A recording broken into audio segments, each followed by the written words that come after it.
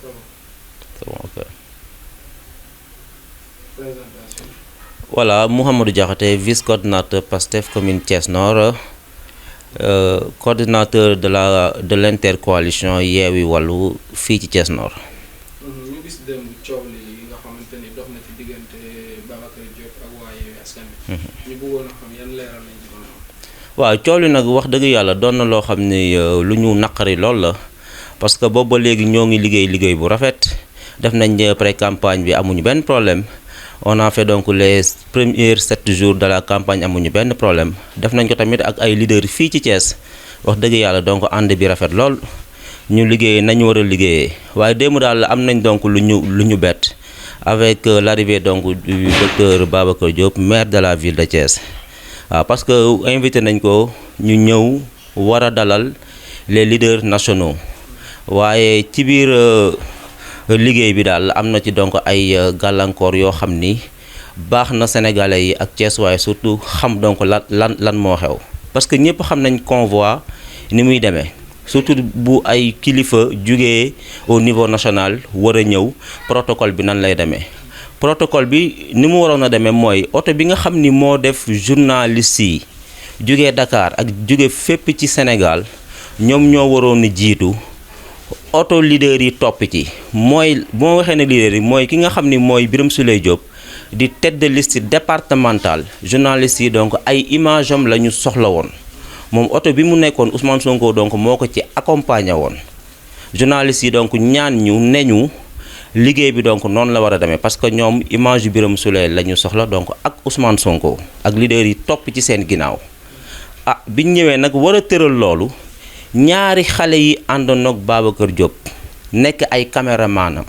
nekk ay journalistam di ànd ak moom saa su nekk ñooñu ñoo taxaw ne loolu du fi dal ñoom seen oto Babacar Diop mooy topp oto journaliste yi ñu nekk ci wax jooju wax nañ ci donc plus de 30 voire 50 minutes di négocier affaire bi te ticc te li tax mu gën a doy waar mooy xale yooyu dañoo taxaw ci kanamu oto bi wax ak chauffeur bi wax ak garde corps Babacar Diop bi ñuy travailler de connivence à ce que convoi bi bañ a avancer saa yu gars yi jéemee tenté avancer war ko wër génn ca côté gauche ba donc chauffeur bi da leen ni kar coupé tali bi def na ko defati ko journalistes yi donc mën a ñëw liggéey ñun ñëpp donc ñu nekk ci lijjanti loolu donc mbir mi dëgër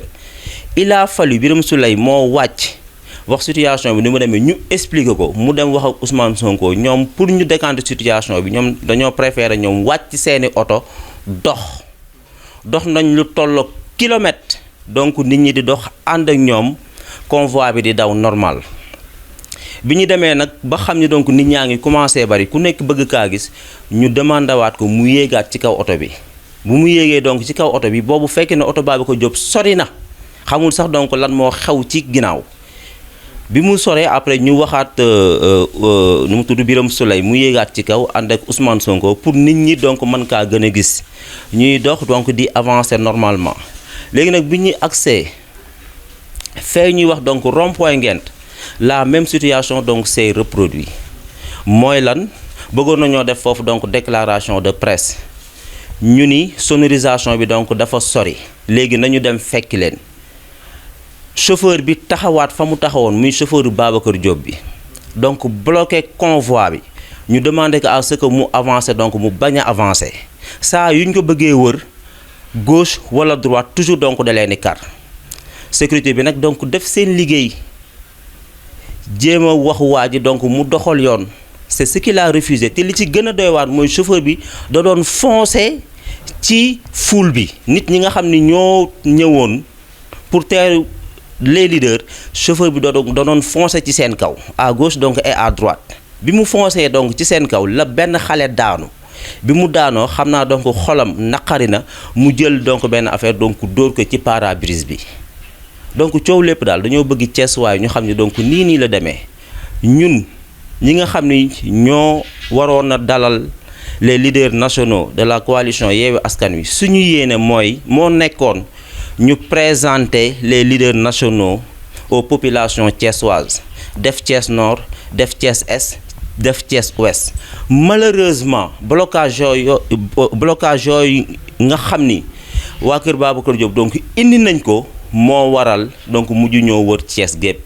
donc population Thiès waa loolu vraiment nekkul woon suñu yéene moo nekkoon wax dëgg yàlla ñu ñëw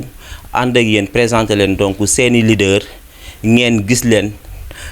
teral leen teeru leen ñu génn Thiès donc ci jàmm ak salaam mais lii xew na donc doonul loo xam ne donc neex na kenn. mais ñoom ci seeni wax dañ ne garde corps Sonko yi dañ leen a saccagé ba am ñu ci jot a gaañ ba ñu dem police porte plainte. waaw xam nga sécurité moom sécurité la rek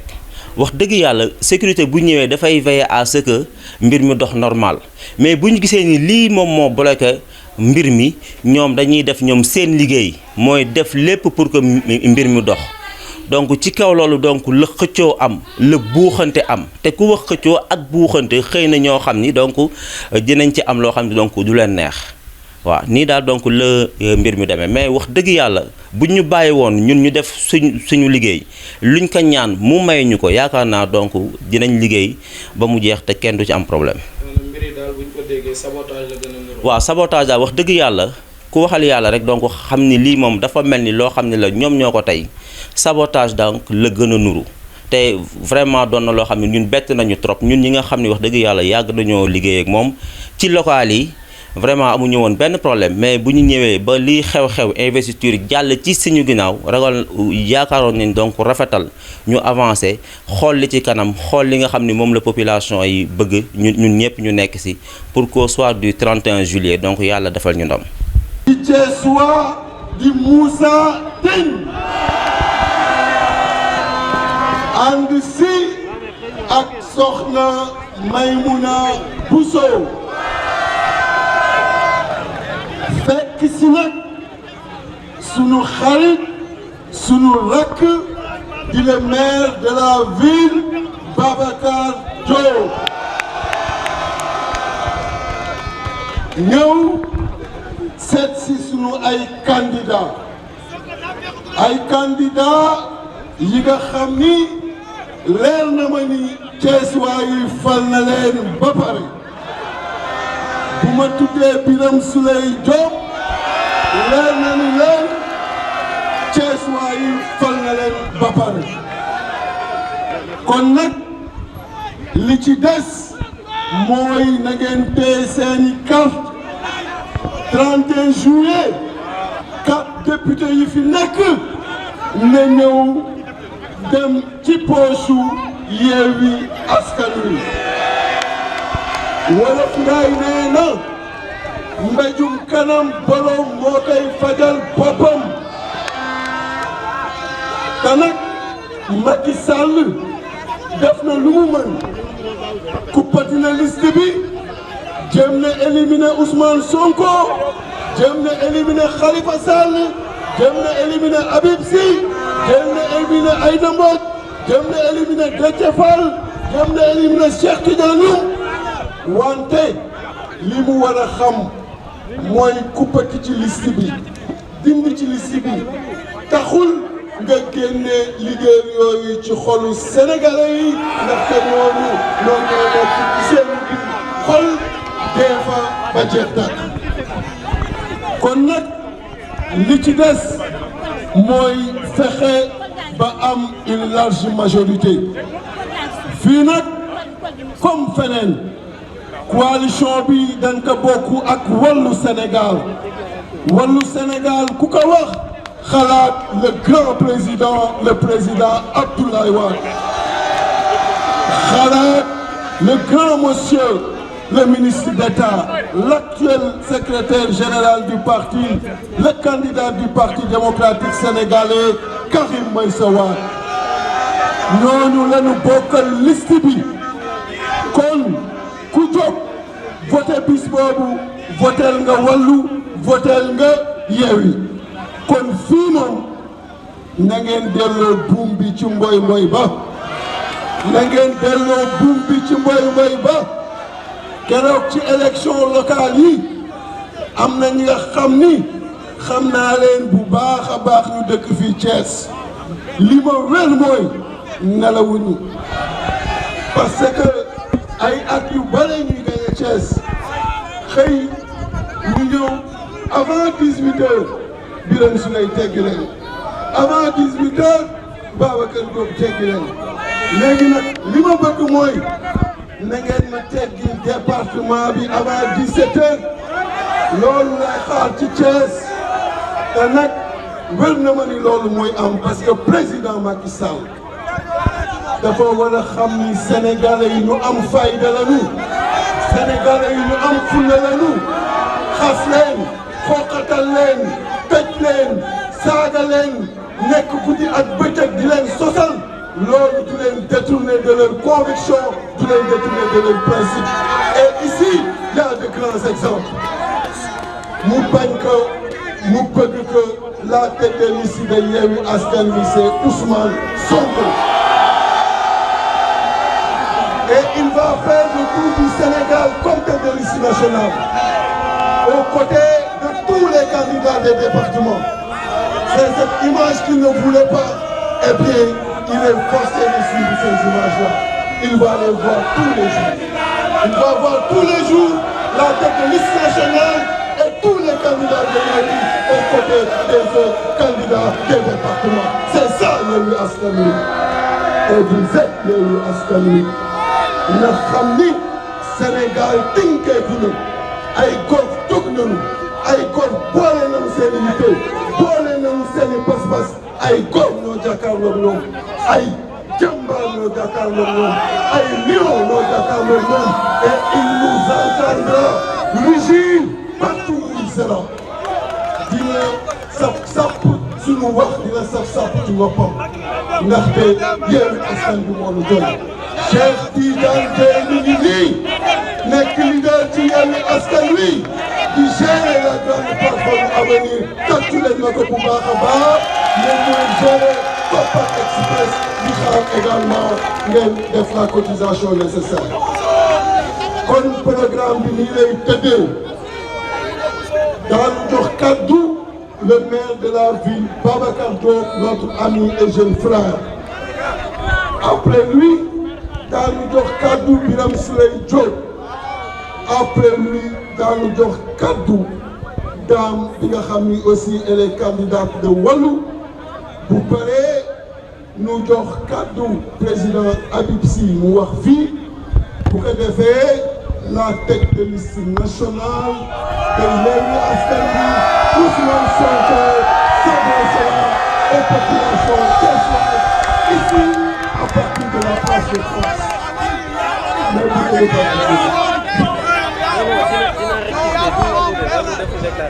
Elle est de chez nous. Elle est de Yewwi.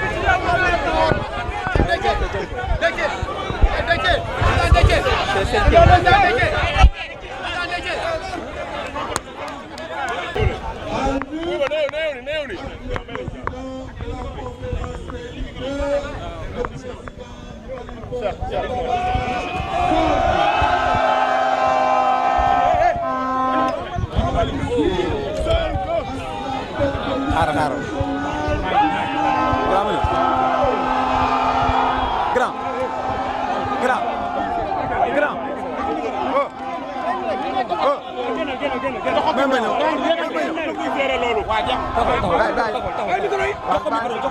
man je suis journaliste dama oui ma journaliste à la 2S man maa yor presse bi joxal ma ko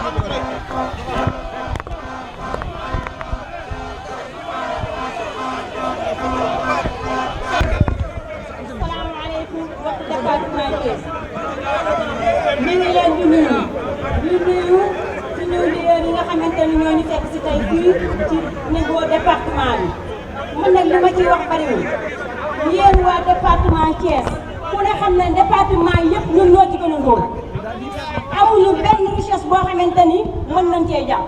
bu ñu dikkee ci jeunesse bi yéen a ma gën a xam ni chômage bi ci biir département bi amul fenn ñu ñëw ci jigéen ñi ku daan yóbbu 5000 francs marché tey boo fa yóbboo 10 000 francs daf lay jaaxal ñu dellu si waat ci jigéen ñi ba léegi képp ku yor njaboot sam xel dalatul boo tëddee doo nelaw ndax lan góor jigéen ñu dellu si waat ci jigéen ñi képp koo xamante ni yoroon nga or jaay nga ko sotti nga say natt yóbbu sa doom mu tukki mu des ci géej gi waaw damay laaj ba xam loolu da ngeen ci continuer muy wuy rek ilaa yoon bi wala wala damay laaj ba xam loolu ndax yéen jigéen ñi da ngeen ci d'accord wala ndax yéen jeunesse da ngeen di d'accord ci loolu kon nag li koy saafara mooy élection législative yi ñëw na kenn ku ne daasal sa carte takk sa nit fas yéene dem voté ci l'intercoalition Yewwi Wallu incha allah le jour du 31 juillet ñu battre campagne bi dóor Macky Sall jàggati ko takki suuf ba lépp lu ñu bëgg valeur yi ñu bëgg ba valeur yi ñu bëgg a incarné ci suñu réew ñu mën koo taxawal ndax nag li koy taxawal mooy assemblée boo xamante ni bu ñooñu député ya fa ne ñu jub la ñuy doon ñu am valeur la ñuy doon ñu xam seen gëdd waaye du assemblée boo xam ne jaayi foo biyee di sàcc di ñu njaay ci xeex du xuloo loolu méngoowul ak suñuy valeur kon nag ñu ngi leen di woo rendez-vous le 31 juillet incha allah ñu battre campagne yàlla may ñu une victoire éclatante.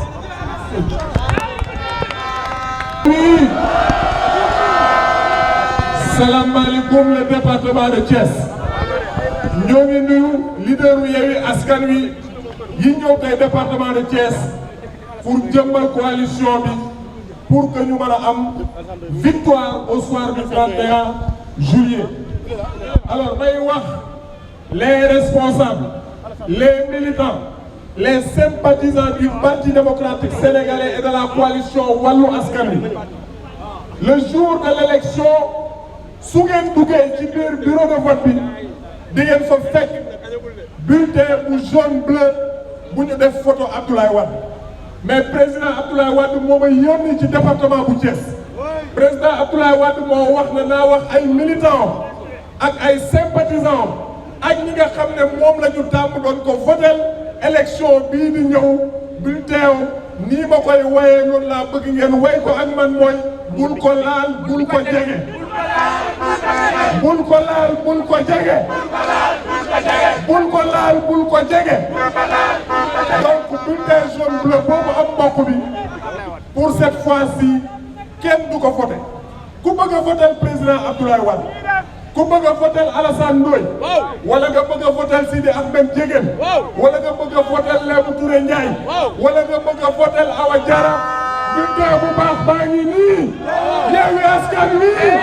Yewwi Askan Wi maa ngi leen di sant di leen gërëm Birame da nga wax ni le jour de l'élection 17h da ngaa bëgg carte gi leer mais Birame Birame da nga wax tout à l'heure ne da nga bëgg le jour de l'élection à 17h carte gi leer mais dama lay wax ne la loolu dafa sori carte gi leer na tey fii ñu toll nii wér nañu ne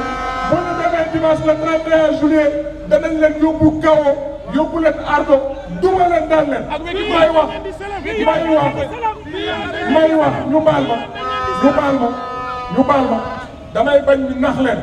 parce que dégg naa ñuy wax waa Mbourkat naan leen réglé nañ seen problème nax nañ leen ci parrainage yi bëgg a ñëwaat élection yi nax leen pour ñu voter leen suñu paree ñu wan leen ginnaaw Macky Sall yéenewul Thiès dara du defal Thiès dara lu baax dañ leen ko wan ginnaaw wulli ko ba mu xam ne Thiès waay seet nañ ci moom merci beaucoup jërë ngeen jëf. Ousmane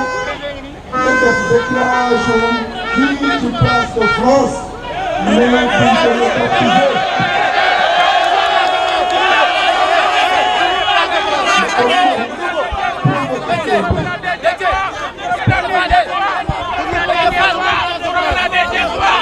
Et nous avons également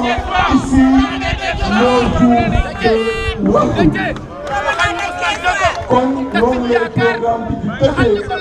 sans plus tarder bëgg naa bu fekkee notre ami Babacar Diop mi ngi fi maire de Thiès ñu jox ko kàddu.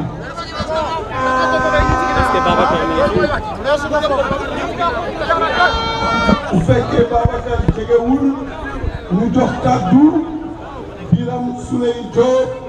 candidat représentant également les maires ñu mën a wax ak askan wi mën a wax ak yéen bu ko defee ñu continuer la suite des programmes. Birame Souleye waxal ak département de Thiès et jox naa la une mission particulière au soir, je ne dirais pas au soir, dès l'après-midi du 31 juillet 2022, 17 au plus tard, bëgg naa ak tête de liste nationale ak tous les autres leaders ñu ñëw fii recevoir sunu victoire dans le département de Thiès kon ñu jox kàddu gi Birame Souleye Diop.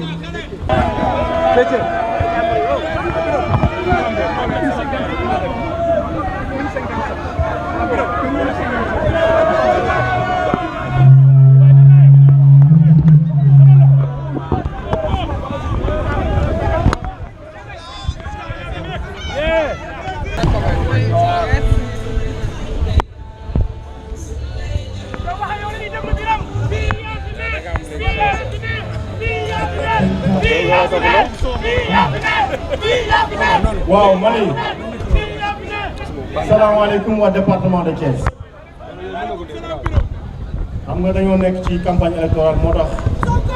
protocole amul su doon ni maa leen di dalal maa war mujjee wax mais suma président bu ñëwee suma président suma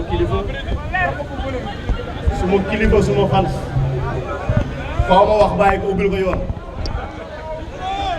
ñu ngi leen di nuyu bu baax di leen ziar wax ji duma ko guddal élection législative la ñu jëm ay député la ñuy tànn ñun nag il nous faut simplement un choix yan xeetu député la ñu bëgg est-ce que dañoo bëgg député yu yor ay faux billets waaw wala déet est-ce que dañoo bëgg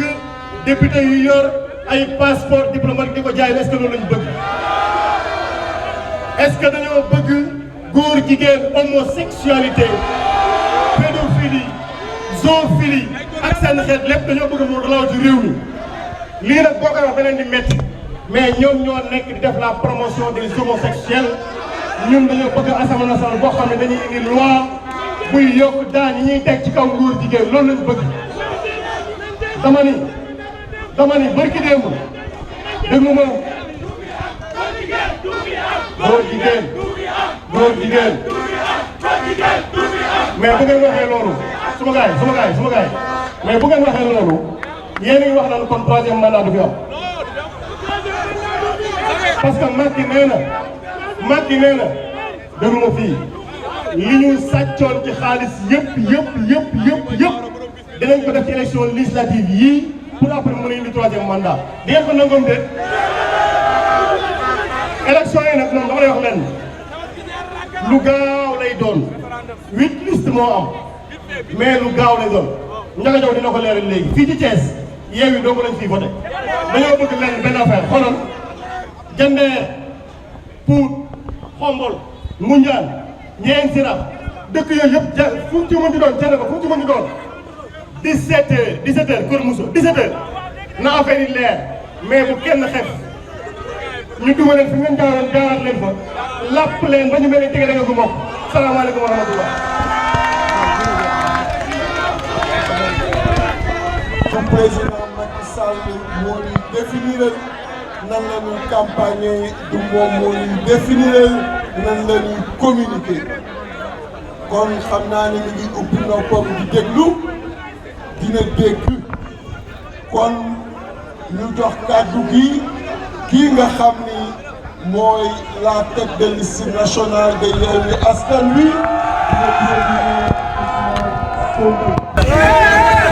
asalaamaaleykum waa Thiès.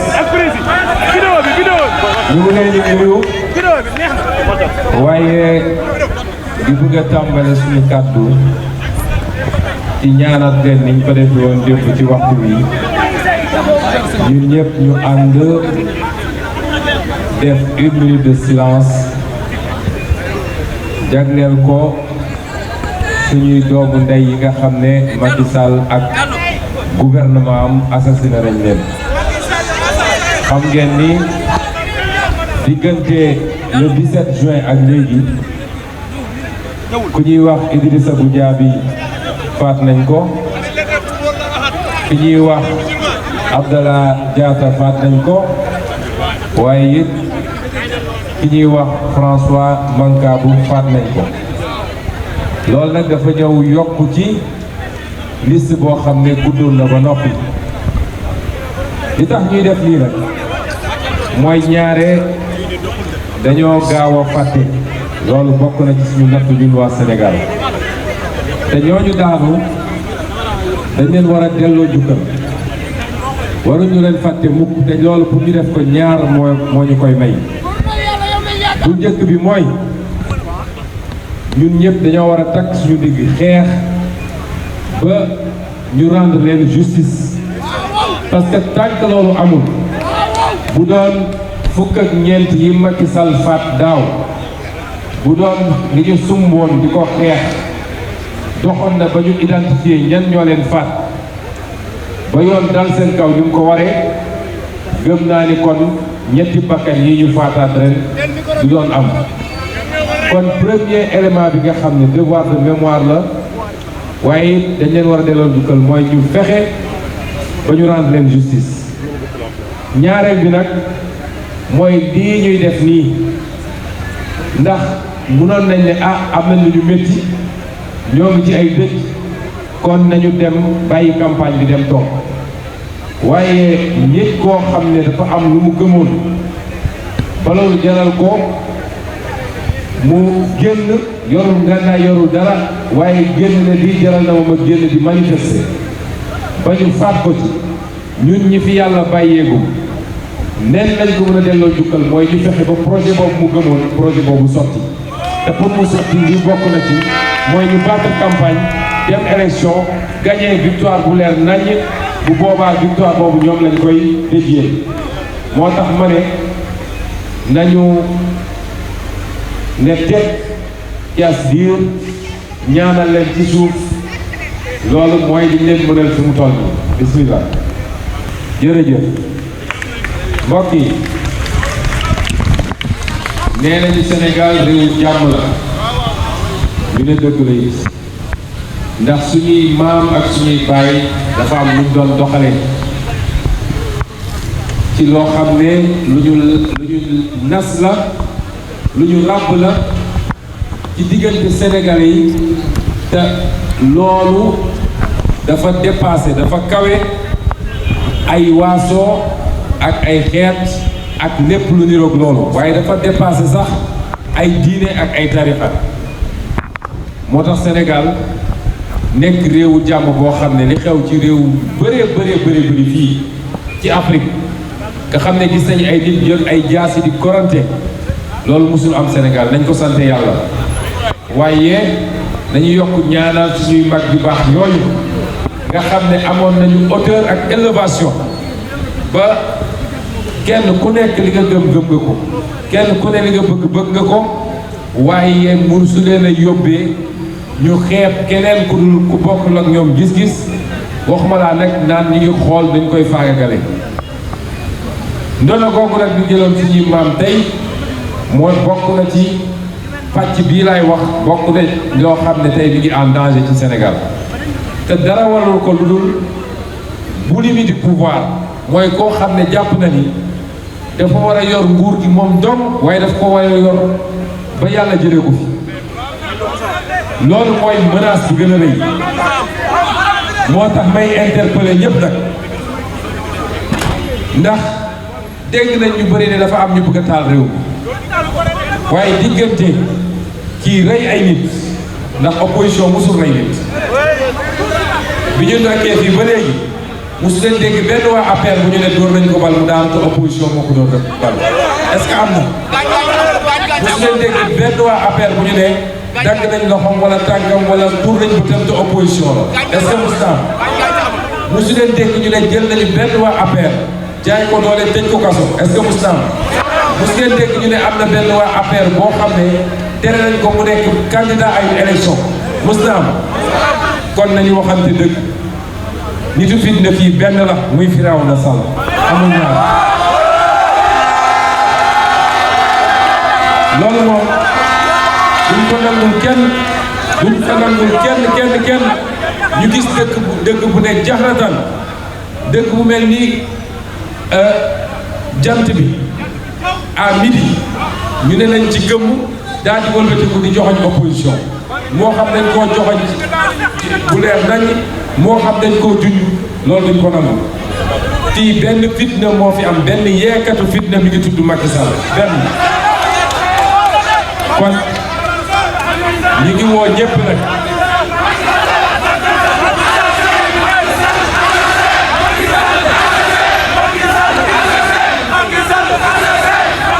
kon ñu ngi woo waa Sénégal yëpp nag kilifa ba simple citoyen ak kilifa boo munti doon ak citoyen boo munti doon li xew nii fekk nit këram mu tëdd nga jël yóbbu bi nga koy yóbbu mi ngi doon ku wér kéñ doon nit bu am kattan ba nit doon ko wóolu ne ko yaay sàmm sama kaaraange nga jël nit kooku yóbbu dem toroxal ko torturer ko delloo si néewam na ci ñëpp wax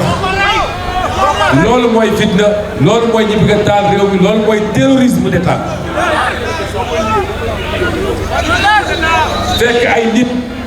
daan leen ni fenal fekkal leen dossier naan ay terrorisme ñëpp dañoo bëgg a lakk li dañoo bëgg a lakk yaa te jubluwoo ci lenn lu dul nooy créer complot pour attaquer ay adversaires politiques loolu mooy fitna ci réew mi na ci kilifa yi wax su ne ba bëgg nañu wax ci li xew ci réew mi nañu waxante dëgg ñun nag kenn duñu ne takk leen seen bopp dem jox seen bopp Macky Sall nanguwuñu ko duñ ko def lan la ñu mës a woote résistance lan la ñu mës a wax résistance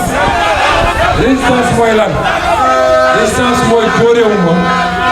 saagawuma xeexuma waaye ku dal sama kaw nag am naa sañ-sañ défendre sama bopp loolu mooy premier point bu ma bëggoon aborder ñaareel bi mooy yéen waa Thiès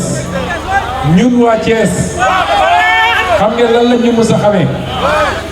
bañ Thiès bañ ak fulla ak kóllëre ak dignité la ñu mës a xamee ni ci Thiès loolu nag ay jamono ci gannaaw ay doomu Thiès bëggoon nañ ko yàqal waa Thiès bëgg a ternir l'image de Thiès li nga xam ne mooy ndono Thiès ci ñoom Lat Joor Ngoone Latiir ba léegi di ndono Kayoor ay doomu Thiès bëggoon nañ ko yàq bëgg a jël dignité Thiès dem jaay ko pour ay poste dem jaay ko pour ay milliards Thiès bañ moo tax Thiès opposition la mës a nekk ku ñu mës a woteel rek dafa fekk nga taxaw ci opposition moo tax ñu xool la ba nga doy leen ñu woteel la moo tax Abdou Diouf sonnoon ba ne Thiès jeunesse malsaine la moo tax Macky Sall lott trop ci Thiès musul gañe Thiès te du ko mus a gañe parce que waa Thiès du ñu ànd ak tappalekat du ñu ànd ak wurutkat du ñu ànd ak sàcckat loolu du mus a am dama ne waa Thiès bañkat lañu looloo tax ma juddoo Thiès ndax bañkat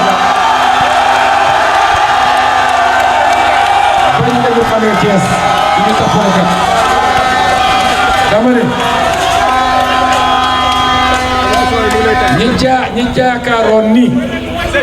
ñi yaakaaroon ni Thiès seen alal la ba ñu war koo mën a jël yeew waa Thiès yëpp dem jaay ko pour ay poste 6 mois ci gannaaw ñi nga xam ne ngoon nañu yàq image u Thiès ba waa Sénégal naan nitu Thiès bañ ko waxee maa njëkk a def benn live ak benn influenceur ne ko man maay premier nitu Thiès man te nitu Thiès ma doon mooy nitu dëgg nitu fulla nitu fayda nitu kersa waaye nitu kóllëre moo tax bi Thiès di woteel ñooñu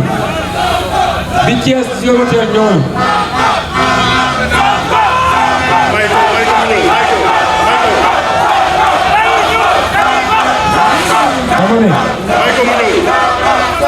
gis ngeen waa Thiès bi ñuy woteel ñooñu dafa fekk ñooñu taxawoon ne leen ñun opposant lañu Thiès ne leen bismillah bi ñu wëlbatikoo leen Thiès tourné le dos daal di dellu sur la vraie opposition muy Yewwi Askan Wi tey ñu ànd ak Wallu ne ñooñu la ñuy sànnil carte moo tax Thiès il y a 6 mois jël ville bi jël commune yi delloosi ko ci opposition est-ce que waa Thiès dañuy soppi taxawaay boobu tax ñu naw Thiès ci àdduna est-ce que tey dañ ko sotti dama ne qui peut le plus peut le moins dañoo commencé rek loolu 1-0 bi la woon te 3-0 la ñu jëm bëgguñu match retour am parce que bu égalisation amee il faut ñu def 3e match bu ñuy départager te loolu warul am Thiès moo tax le 31 juillet dama ne le 31 juillet te xam ngeen lan mooy enjeu bi mooy jël assemblée Macky Sall takkay bagaasam est-ce que bëgg ngeen loolu le 31 juillet waa Thiès yëpp lay waxal victoire bi ñu amoon ci élection locale yi bu ko raw téeméeri yoon la ñu bëgg fii Thiès est-ce que pare ngeen ci loolu kon ñu ngi gërëm waa Wallu ndax gis nañ ni fii Thiès ak fi ñu jaar yëpp collaboration bu franche et sincère moo am te niñ ko waxee fii ñun noonu lañ ko waxee fépp foo xam ne Wallu moo porté liste bi muy Kébémer di Pikine di Mbacké di feneen ak feneen dañu ne spécimen yii sax ñuy joxe Yewwi du fa yóbbu spécimen ku fay wote soo demee jël bulletin bi bulletin Wallu la président Ablaye Wade moo nekk ci photo bi moom nga fay sànni waaye fépp foo xam ne nag muy gaaw Thiès bii Yewwi moo porté liste bi député Wallu nekk ci député Yewwi nekk ci ku dem di wote bulletin Yewwi bii ngay sànni bulletin Yewwi bi nag li ñu defoon ñoom foog ni dañuy gàllankoor looloo gën a yombal mbir yi ku ñëw fekk 8 bulletins benn rek ci amul photo xam nga su doon am na photo da nga naan boo demee photo Ousmane Sonko bi la mooy ci gën a ñaaw nopp yi gudd na ñuul na këpp waaye léegi loolu yëpp tegeeku nañu su ngeen di wax ak gars yi nee leen bu ngeen demee mooy bulletin bi amul photo loolu jarul wër boo ñëwee xool photo yi ani ñëw nga romb ñooñu ñëpp yow doo toog fii di settantal soo ñëwee ñu ne la bu amul photo te weex te bu bulletin bu weex bi am picc buy naaw da ngay ñëw jël rek dugal ci urne bi kon li ci des mooy lan assemblée nationale mooy cër bi ëpp solo ci réew mi te nit ñi xamuñu ko yéen ñi ñëpp jàng ngeen su ngeen demee constitution Sénégal dem leen ngeen lire article yi wax li organiser rapport entre le pouvoir exécutif muy gouvernement bi ak le pouvoir législatif muy assemblée nationale. bu ñu amoon assemblée nationale bu mag yàlla xam na ni Macky Sall balaa muy taal climatiseur sax dina woo assemblée ne ndax war naa taal waaye buñ ko bàyyee mu yor plein pouvoir moom dong dóore tëjee ak yeneen te nag ñun dañ leen bëgg yéen ndaw ñi dañoo bëgg Sénégal bëgg mag ñi bëgg jigéen ñi jàmm lañu bëgg ci réew mi li mën a andi jàmm ci réew mi mooy Macky Sall buñ ko jox 3e mandat buñ ko jox te buñ pour mu bañ a am 3e mandat pour bañ koo am sañ-sañ sax wax xam ngeen fu muy jaar mooy 31 juillet na ñàkk assemblée bu ko ñàkkee rek dootu fi wax affaire 3e mandat ndax pare ngeen pour loolu yéen waa Thiès ndax pare ngeen pour loolu kon